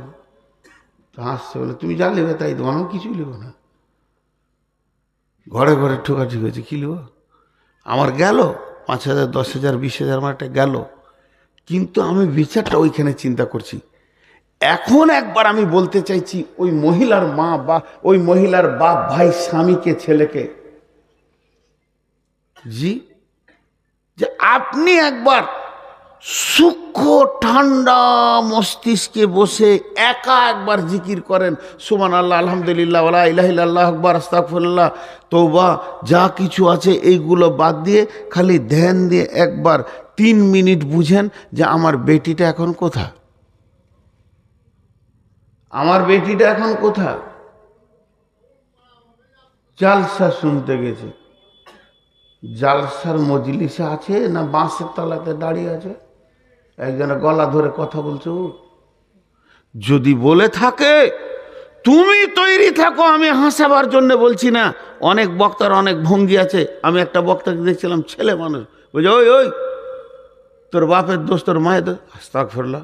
আমি আমার ভঙ্গিতে বোঝাতে চাইছি, আপনি ওখানে তৈরি হয়ে থাকেন, আল্লাহর আদালতে যদি আপনার মেয়ে মুজরিম হয়ে যায় তো আপনি একটা সেখানে আসামি। জি, হযরতে উমরের জামানায় একটা মেয়ের 3 বার বিয়ে হয়েছে, 3 বার, খালি মসজিদে নামাজ পড়তে যায়। কত পরেজগারু, 3 বার বিয়ে হয়ে গেছে। তো একজন সাহাবী বলছে এবার আমি বিয়ে করবো, আবার তালাক হয়ে যায়। বলছে পারবো রুখতে? ও যাবেই মসজিদ, আর ওর চাল চলনি আলাদা। স্বামী মানে না, দুপ করে ছেড়ে দেয়, আরেকজনা লোভে পড়ে এরকম। বলছে ঠিক আছে যা। তো বিয়ে করে ওকে বলছে দেখো তুমি মসজিদ যেও না, ঘরেই নামাজ পড়ো, এখন সেই জামানার নাই। বলছে মাথা খারাপ, আমাকে মসজিদ থেকে রুখতে কেউ পারেনি, আগে 3টা পারিনি, তুমিও পারবে না। বলছে যাও, ফজরে কিংবা ইশাতে, ইশারায় বলবো বুঝেলেন। ওর স্বামী লুকিয়ে আছে রাস্তার ধারে, ওর নিজের স্বামীটা, আর অপর পুরুষের কাপড় চোপড় পরে মুখ টুক ঢেকে নে ওকে ধরেলে চুমাচাটি খেলেছে, ছেড়ে দিয়ে পালিয়েছে নিজের স্বামী। ও ওখান থেকে মসজিদ থেকে ঘর চলে এসছে। যাও নামাজ পড়তে, না যুগ জামানা খারাপ স্যার। কি হলো আর বলছে না, কি হলো আর বলছে না। ও যাও মসজিদ, কাঁটা বসে গেল আর মসজিদ গেল না। একটা গ্রামে আমাদের বর্তমানে আন্দোলন চলছে, গ্রামের নাম বলবো না, সব ইউটিউবে প্রচার হয়ে যাবে, 3 দিন পর জিজ্ঞেস করবে। মহিলাদেরকে মসজিদে নিয়ে যাব, আর একদল মুরব্বী, পাকা দাড়ি একদম মুরব্বী, তারা বলছে মহিলাদেরকে মসজিদে নিয়ে যাওয়া যাবে না। এই আলিমের দল আর ওরা হচ্ছে জাহিলের দল। ওদের ভেতরেও মুরব্বী 2-1টা আলেম আছে, কথাটা ধ্যান দেন একটু। দীর্ঘদিন ওদের লড়াই চলছে। দিয়ে ওই গায়ে জালসা আছে, আমি প্রধান বক্তা আছি, মুরব্বীরা বলছে এত বড় মৌলবি যখন আসছে ওকেই শুধাবো। হাজি ভাই আমার পুঁজি আছে, আমি তো ফতোয়া দিই না, উত্তরও দিই না। তা আমি ঠিক মাগরিবের সময় ঢুকে গেছি ওই গ্রামে, একজন আলিম এসে বলছে যে হুজুর এই মসজিদে মেয়েরা নামাজ পড়বে, এ ব্যাপারে আপনার মত কি? মত আবার আমি দিব নাকি, আমি নবী নাকি? ফাইনাল আছে, রাসূলুল্লাহ সাল্লাল্লাহু আলাইহি ওয়াসাল্লাম বলেছেন ওদের যাওয়া জায়েজ আছে, আজও মক্কা মদিনায় যাচ্ছে, তো ওইটাকে না করবো আমি কি বিরাট বড় নবী হয়ে এলাম নাকি? আমি তো ফতোয়াই দিতে পারি না, আমি লোকের কাছে ফতোয়া নিয়ে নিয়ে চলি, আমার অত বহর নাই। আমি 2-4টা কিতাব দেখে মানুষকে 2-4টা কথা বলি, আমার নিজস্ব কোনো বহর নাই। তা আমি কি ফতোয়া দেবো? জায়েজ আছে তো যাবে। তো ফিক করে হাসছে, মানে মসজিদ যাবে ওই গ্রুপে ও আছে। ওর মনটা খুশি হলো, বলছে আজকে জালসাই ভালো করে বলবেন। বলবো। দিয়ে তারপরে ওকে আমি জিজ্ঞেস করছি, আমার থেকে ছোটো তো, ওর নাম ধরে ডাকলাম, দিয়ে বললাম ওর বাড়ির পেছনে রোড আছে, রোড হাই রোড, বাস যেছে, ট্রাক সাঁসা করে দিচ্ছে। হাজি এই রোডে ট্রেন যাবে না? কেন যাবে না? চালাইলেই যাবে ট্রেনটা। ট্রেন যাবে, কিন্তু ট্রেন যাওয়ার আগে আরেকজনকে যেতে হবে। কে? লাইন। ট্রেন যাওয়ার আগে কে যাবে? লাইন যদি পেতে দেওয়া হয় ট্রেন যাবে কি যাবে না? বিশ্বনবী আগে লাইন পেতেছেন, তারপরে ট্রেন চালিয়েছেন। আগে আইন করেছে মেয়ের গায়ে হাত দিলে গর্দন ছেটে দাও। সেই আইন সৌদিতে যখন হয়েছে, নিরাপত্তা 100% মেয়েরা পেয়েছে, তখন মসজিদ নিয়ে গেছে। এখন বাড়িতে বাপ ভাই রুখতে পারছে না, চারিদিকে পরক্রিয়া চলছে। আর মসজিদের নামে যদি সব মসজিদে তোমরা ফতোয়া দিয়ে দাও, তারা ফজরের সময় উঠে বলবে তাহাজ্জুদ পড়তে চললাম। 3 দিন পর দেখবে ছেলে মানে বাচ্চা ডেলিভারি করাতে হবে। আগে লাইন চালাও, তোমার গায়ে আইন তৈরি করো। যারা মদ খেয়েছে তাদের গর্দন ছেড়ে দিব, যারা মেয়ের গায়ে হাত দিচ্ছে তাদের গর্দন ছেড়ে দেবো, জেনাকারীর গর্দন ছেড়ে দেবো। রসুলের আইনগুলো আজও মক্কাতে চালু আছে। গায়ে তুই হাত দিয়ে দেখ, 70 ভরি সোনা পরে একাই মেয়ে যুবতী, টকবগে যুবক নামাজ পড়ে মসজিদ থেকে চলে যাচ্ছে। এই তুমি কে, কোথা বাড়ি বলার ক্ষমতা নাই, জিপ ছেটে দেবে, ওরা চালাবে। আমরা বিনা রেল লাইনে রেল চালাতে গেছি, তাহলে ঘটনা কি হবে? এশার নামাজ পড়ে ছেলে কোলে নিয়ে বাড়ি আসবে। দেখো আমার যুক্তিটা যদি মানতে পারো তো বলছে জালসাই, তাহলে আর কিছু বলিয়েন না। বলে ওটা ঠিক আছে, বলবো না, আমার মাথায় যেটা আছে সেটা বলেছি। তো আল্লাহ তাবারাক ওয়া তাআলা বলছেন আর রেজাল কাওয়ামুনা, হে পুরুষের দল তোমাদেরকে নেতা বানালাম। কেন নেতা বানালাম শুনে নাও। ওরা হলো লতা গাছের দল। জ্বর থাকবে তোমার ঘরে, পানি ঢালবে তুমি, তাকে খেতে দেবে তুমি, পোশাক দিবে তুমি, কসমেটিক্স দেবে তুমি, আর তার চিকিৎসা করবে তুমি, আর তুমি এত ভালোবাসবে। আর যদি ওর আগালটা না দেখো, ওই কদু গাছ তোমার চালা থেকে তোমার খালাতো বাইরে চালাতে গিয়ে কদু ঝুলিয়ে দেবে। তা মেয়েরা হলো এমন, ওদের অভিভাবক তোমাদেরকে হতে হবে।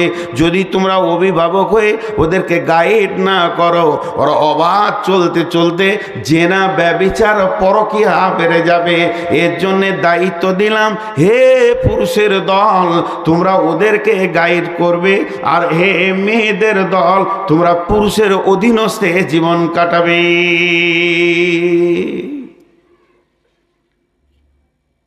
কাটাবে। 12টা বেজেছে।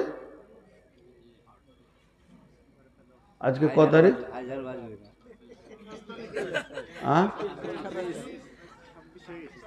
26।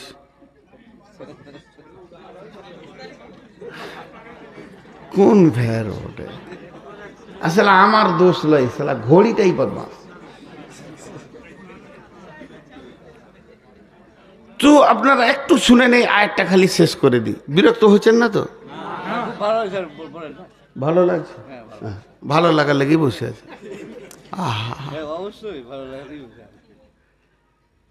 আমি কিছু বলে যেতে চাইছি যে মেয়ে এবং ছেলে উভয়ে বুঝুক।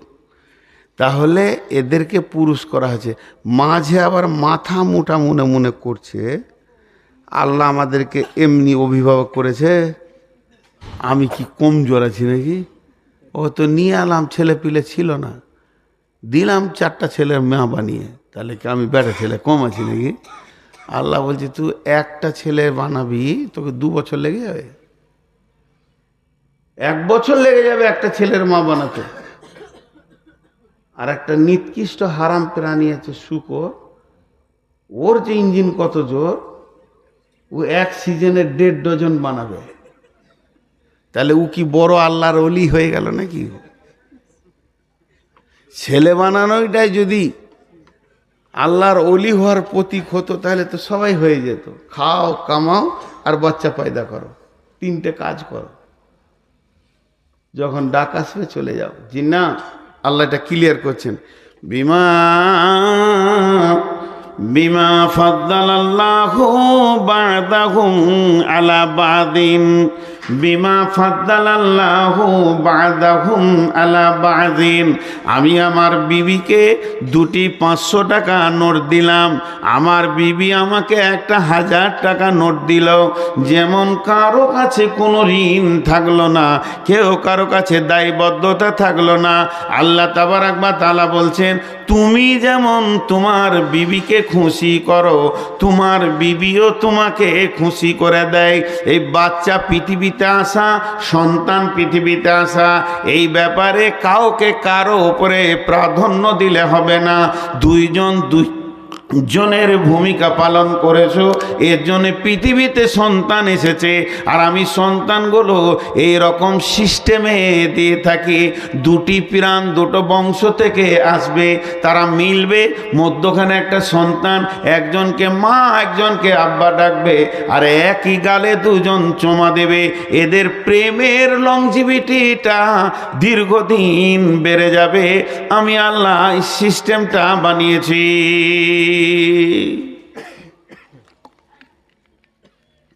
সিস্টেমটা বানিয়েছি। তবে তুমি পুরুষ কেন? পুরুষকে বলছে তবে তুমি পুরুষ কেন? ওয়াবিমা আনফাকু মিন আমওয়ালিহিম, ওয়াবিমা আনফাকু মিন আমওয়ালিহিম। তাই আমি এই জন্যে তোমাদেরকে পুরুষ বানিয়েছি। তুমি গ্রীষ্মে পুড়ে যাবে, শীতে কাঁপবে, বর্ষায় ভিজে যাবে। তুমি ভ্যান টানবে, টোটো টানবে, রিক্সা টানবে, কুলিগিরি করবে, তুমি মার্কেটে দৌড়বে, বাইকে দৌড়বে, যাতে দৌড়বে, ব্রেনকে পেরেশান রেখে তুমি পৃথিবীর কোণে যেখানেই হয় অবতাগু মিন ফাদিলিল্লাহি, আল্লাহর ফয়েজকে খুঁজে হাসিল করবে।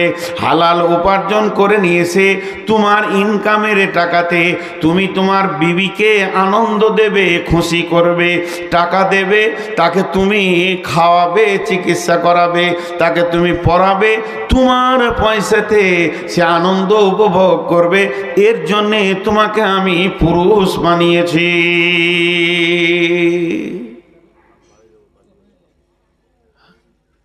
পুরুষেরা নারীদেরকে খাওয়াবে,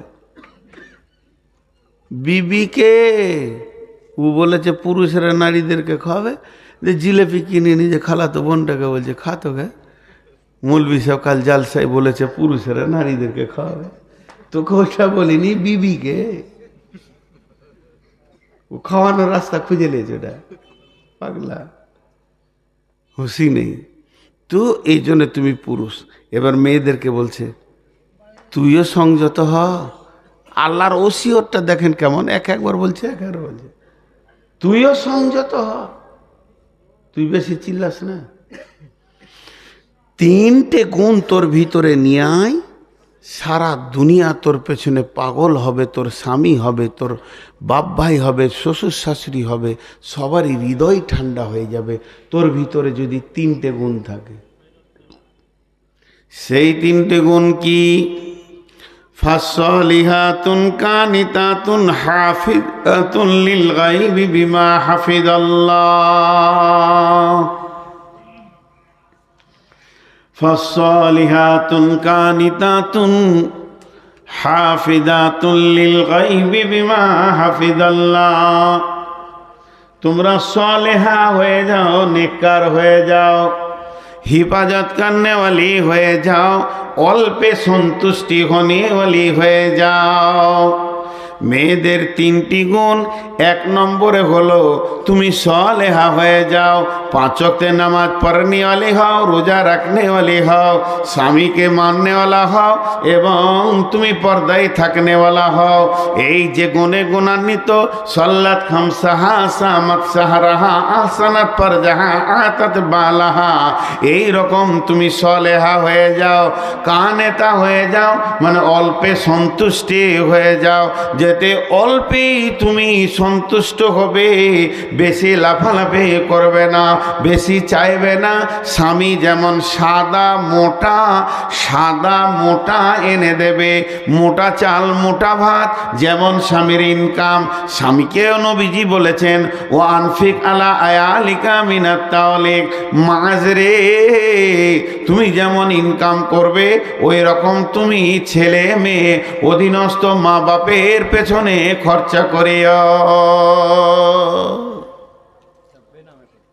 তুমি এই খরচাগুলো করো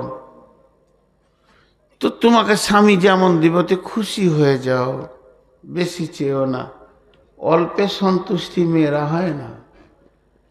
এক চান্সে এমন কোনো পুরুষ নাই, কি বলবে বুঝতে পারছি এবার, কোনো পুরুষ নাই যে সে তার বিবিকে এক চান্সে রাজি করে দিয়েছে। বলার আগে বুঝে লিছো, মুখ চালিয়ে যাচ্ছে। মার্কেট থেকে কি আনো, তিনটে কথা বলো, 22টা কথা বলবে, তবে ওর মুখ বন্ধ হবে। 22টা। হায় রে আফসোস, লোক খালি বলে মৌলবি সাহেব একটা তাবিজ দেন তো, শালা বউ কথা শুনছে না। তো ওই দুঃখতে তো আমি মরছি বে, তুই তো তাবিজ আমার কাছে চাইলে আমি কার কাছে যাই। একজনা ঝগড়া করছে খুব বিবির সঙ্গে, খুব ঝগড়া, দেখে নিব তোকে। ও বলছে তুমি কত পুরুষ আমি জানি, চিল্লা দিচ্ছে, বলছে দেখবি বলে রেগে ঘর থেকে বের হয়ে সোজা চলে এসছে হযরত উমারের কাছে। বিচার করবে খলিফাকে নিয়ে গিয়ে, সত্য ঘটনা, আমি ইতিহাস বলছি। হযরত উমারের ঘরের দরজায় এসেই ধাক্কা দিয়েছে, রাগের মোটে এসে তো পটাম করে ডেকে দিয়েছে। আর ডেকি কান দিয়ে শুনতে পেয়েছে উমারের বিবি উমারকে ঝুটছে খুব। উমারের মতো বীর একটা আঙুলের ইশারায় 18 লক্ষ বর্গ মাইল শাসন করেছে। যাকে দেখলে শয়তানও রাস্তা ছেড়ে দিত, তাকে ওর বিবি মেশিন চালাইছে, সেলাই মেশিন, খাচার খাচার খাচার খাচার খাচার। উমার চুপ করে বসে আছে। বলা হয়ে গেল, ধাক্কাটাই দিয়ে দিয়েছে প্রথমেই, এটাই হয়ে গেল ভাজাল। হযরত ওমর ভাবছে কেউ ডাকছে আমাকে, খলিফা মানুষ, নেতা মানুষ ডাকতেই পারে। দরজা খুলে দেখছে একজন ওই দিকে চলে যাচ্ছে। ওই ও ভাই, ও আল্লাহর গোলাম, বলছে আমার কাজ হয়ে গেছে, আমি যে কাজে এসেছিলাম আমার বিচার শেষ। বলছে এসো ভাই, এসো ভাই, এসো কাছে এসো। খলিফার ডাকার না বলতে পারলে না, এসে বলছে জি হুজুর বলেন। কি বলছে? না আমি কেন বলবো ভাই, তুমি বলবে, ধাক্কা তো তুমি দিয়েছো। হুজুর বিবির সঙ্গে ঝগড়া করছিলাম, তা বিবি এমন এমন কথা বলছে, তোমার কলিজাটা জ্বলে গেল। তাই আমি বলি দাঁড়া, উমারকে ডেকে নিয়েছি, এসে দেখছি আপনার ঘরে একই কেস। তা কেস দিব আর কাকে? হযরত ওমর মিষ্টি মিষ্টি করে বলতে লাগলেন, আমার কথাগুলো ধ্যান দিয়ে শোনো। প্রথম নম্বরে ওই মহিলা আমাকে গরম গরম খাবার বানিয়ে খাওয়ায়। 2 নম্বরে ওই মহিলার পেটে আমার বাচ্চাগুলো হয়েছে, কত কষ্ট করে ডেলিভারি নিয়ে দৌড়ে বেরিয়েছে। 3 নম্বরে প্রসব যন্ত্রণা সহ্য করে আমার বাচ্চাগুলোকে দিয়েছে। 4 নম্বরে আমার বাচ্চাদের পেশাব পায়খানা নিজের হাতে সাফ করেছে। তারপরে তুমি গুনে চলো, ওই মহিলা নিজের দুধ খাইয়ে আমার বাচ্চা মানুষ করেছে। মহিলা আমার কাপড় সাফ করে দেয়, আমার খানা পাকায়, রুটি পাকায়, মহিলা আমার সেবা করে। তারপরে সর্বোপরি মহিলা আমার যৌবন জগতের একটা বান্ধবী। তাহলে এতগুলো কাজ ওই মেয়েটা আমার করে, সামান্য বকলো তা কি হলো, চুপ করে শুনতে রয়েছি। অঙ্কে তো আমি জিতে আছি। তখন বলছে হুজুর জি জি জি হ্যাঁ বুঝেছি, আমিও ঘর যাই, উপকুক কি আর করব। তো কানে তা হয় না, মেয়েরা সন্তুষ্টি হতে পারে না, স্বামীকে প্রথম চান্সে আনন্দ দিতে পারে না।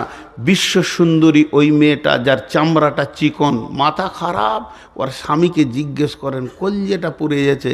আমি কয়েকদিন আগে বাংলাদেশে বলছিলাম, কিছু মা প্রিয় ছেলে আছে, মা মানি একবারে জান্নাতের টুকরো, মায়ের কথা শুনে বউটাকে পিটে দিয়েছে। এ বদমাশি, তোমার মাও মেয়ে, তোমার বউ মেয়ে, বউটার ভিতরে যত রকম বদমাইশি আছে তোমার মায়ের ভিতরেও সেগুলো আছে মেয়ে হিসাবে। তুমি বলিও না, যদি তোমার মাকে চেক আপ করতে চাও, তোমার আব্বাকে জিজ্ঞেস করো, আব্বা কেমন আছো? তোমার আব্বা চোখের পানিতে বলবে, বেটা কলিজাটা কাবাব হয়ে গেছে বাপ, আর মরার আগে কিছু বলিস না, তোমার বাপের কলজে শেষ করেছে। তা ভাবিও, বউকে বউয়ের মতো দেখো, মাকে মায়ের মতো দেখো। মাকে কষ্ট দিও না, মাকে কষ্ট দিলে জান্নাত পাবে না। তা বলে বউ মেরে জান্নাত পাবে? আল্লাহ কি বলছে? আর দ্বিতীয় পর্বটা, এটা বলার পরটা যখন বলবো তখন বুঝে আসবে। আজকে ক মাস আর কদিন আর কটা বাজছে একসঙ্গে বুঝে চলে আসবে ওই কথাটা যখন বলবো। বাংলাদেশে একজন কাঁদতে লাগলো, সে আমার হাতটা ধরে বললে, আমার জীবনে একটা অধ্যায় দিলেন, জ্ঞান দিলেন, আমি তৌবা করবো, আজকে বিবির হাত ধরে আমি কেঁদে তৌবা করবো। শুনেন, আর 2টা অধ্যায় আমিও শেষ করব। ফালা তাবগু আলাইহিন নাসাবে, আল্লাহ বলছেন তাহলে তুমি প্রথমে সলেহা হয়ে যাবে, নামাজি পরেজগার হয়ে যাবে। 2 নম্বরে স্বামীকে সন্তুষ্ট রাখবে, অল্পে সন্তুষ্টি হয়ে। 3 নম্বরে তুমি হাফেজা হয়ে যাও। হাফেজা মানে হিফাজত করনেওয়ালি হয়ে যাও। প্রথম নম্বর, তোমার বডিটা তোমাকে হেফাজত করতে হবে। দ্বিতীয় নম্বর, তোমার জরায়ুতে তোমার স্বামীর শুক্রাণু পৌঁছে গেছে, ওটাকে হেফাজত করতে হবে, ওষুধ দিয়ে নষ্ট করলে হবে না। 3 নম্বরে স্বামীর মালের হেফাজত করতে হবে।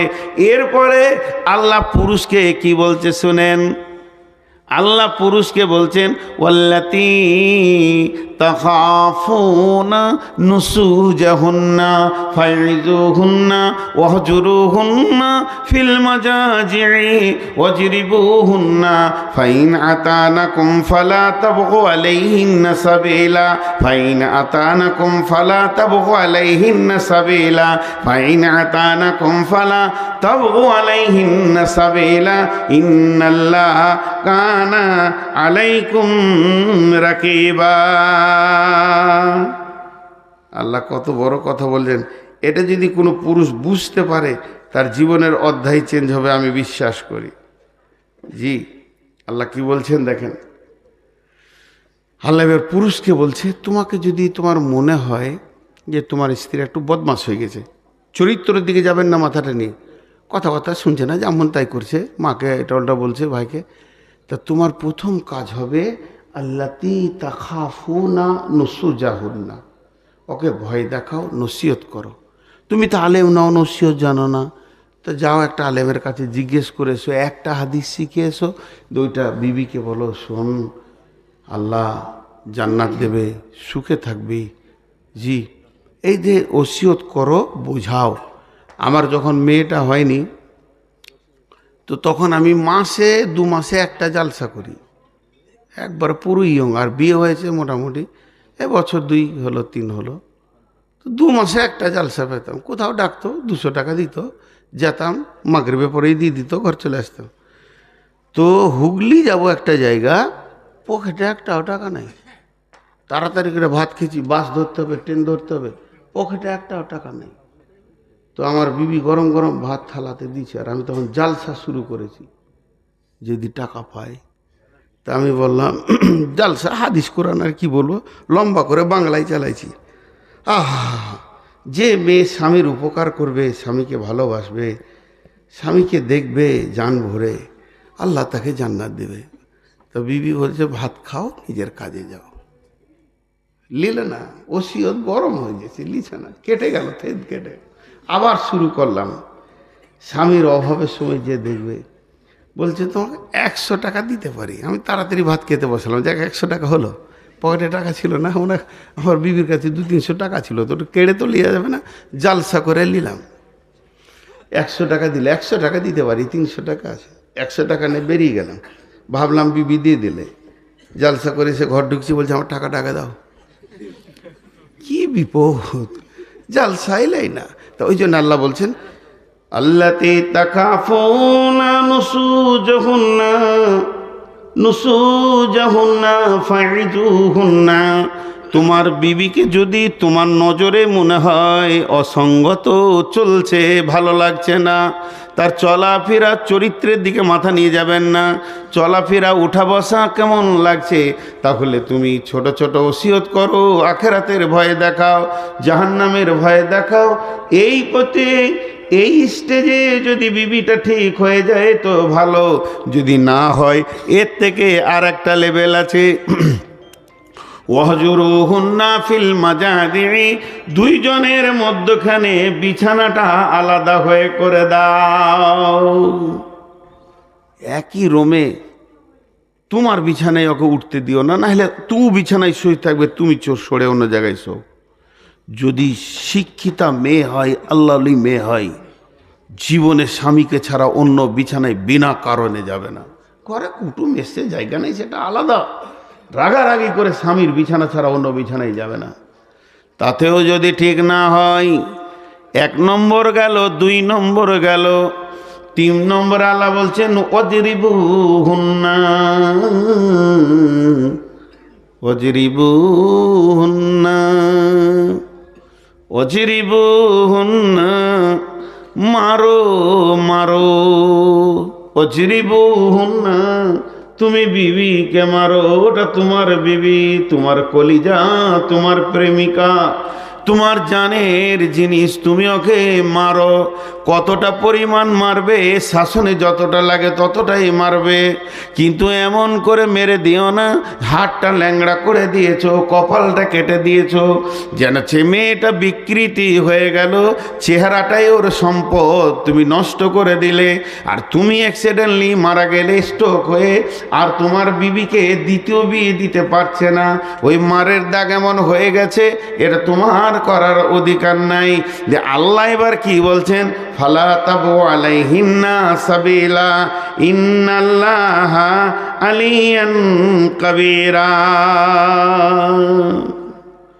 যদি সে ফিরে চলে আসে তাহলে তাকে মারার জন্যে কোনো পথ খুঁজিও না, নিশ্চয়ই আল্লাহ সবার উপর শ্রেষ্ঠ। এর মানে কি? ওইগুলো করে যদি তোমার বিবি পথে চলে আসে, মাকে আনন্দ দেওয়ার জন্য বিবিকে মারবে, এই কারণগুলো কারণ নয়। বোনকে খুশি করার জন্য বইয়ের গালে থাপ্পড় মারবে, এগুলো কারণ নয়। ছোট্ট করে একটা কথা বলছি, ছোট্ট করে, আপনারা 4টা মিনিট দেন, পুরো 12:30টায় ছেড়ে দিব। আমি অনেক বড় রুগী ভাই আমার, তাও আমি মাত্র 15 মিনিটের কনসিডার নিচ্ছি। তো ছোট্ট করে উদাহরণটা দিচ্ছি। ওই মেয়েটি যাকে আপনি বিয়ে করেছেন, যখন আপনার সঙ্গে বিয়েটা পড়ানো হয়নি তখন ও কে ছিল? শ্বশুরের বিটি, শালার বোন, আজও আছে, মানে ওদের দায়িত্বে ছিল, এটা বলছি। শ্বশুরের বেটি কিংবা শালার বোন বিয়ে করার পর তোমার পাত্রে এসে গেল ইজাব কবুলের ভিতর দিয়ে, তাহলে তুমি ওকে মেরেছ, তোমার শালা তোমাকে এসে বলেনি যে বোনটাকে কেন মারলে? তোমার শ্বশুর কত ভদ্র, এ কথাও বলেনি যে মেয়েটাকে কেন মারলে। কিন্তু আল্লাহ বলছেন আমি সবার ওপরে শ্রেষ্ঠত্ব, তোর ওপরে, তোর বাপের ওপরে, তোর শ্বশুরের ওপরে, তোর শাশুড়ির ওপরে, তোর শালার ওপরে। আমার শ্রেষ্ঠত্ব হচ্ছে ফুল ফ্যামিলির ওপরে। আমি যেদিন কিয়ামতের মাঠে ধরবো, এটা তোর শ্বশুরের বিটি হওয়ার আগে আমার বান্দি। কার কার বান্দি? আমাদের বিবিগুলো কার বান্দি? দুটো দলিল, এটা একটা দলিল, আর একটা দলিল। বিশ্বনবী হাজ্জাতুল বেদাতে শেষ বক্তব্য যখন দেয় তখন বলেছিল, হে লোক সকল, তোমাদেরকে আল্লাহর দেওয়া নিয়ামতের ওপরে হেফাজত করিও, তাদেরকে কষ্ট দিও না। তার মানে আল্লাহর দেওয়া নিয়ামত বলতে বিবি বলা হয়েছে। আল্লাহ বলছে তোকে দিলাম আনন্দ করার জন্যে, আর তুই অবাধ মারলি। তা আল্লাহ একটা একটা লাঠি আর একটা একটা থাপ্পড়ের যদি বিচার ধরে, তুই যে পরশুদিন বিকালে ওর গালে 3খানা থাপ্পড় মেরেছিস তোর বোনের কথা শুনে, এই থাপ্পড়টা কেন মারলি, এই আদালতটা যদি আল্লাহ বসিয়ে দেয়, তুই 25 সালে ডিসেম্বরের 13 তারিখে তোর ঘরে মেহমান এসেছিল, একটা কথা শুনেনি, তা লাঠি করে 5 লাঠি মেরেছিস, কেন মারলি? আমি আল্লাহকে বুঝিয়ে দে, তুই জান্নাত যা। সব স্বামী কাবু।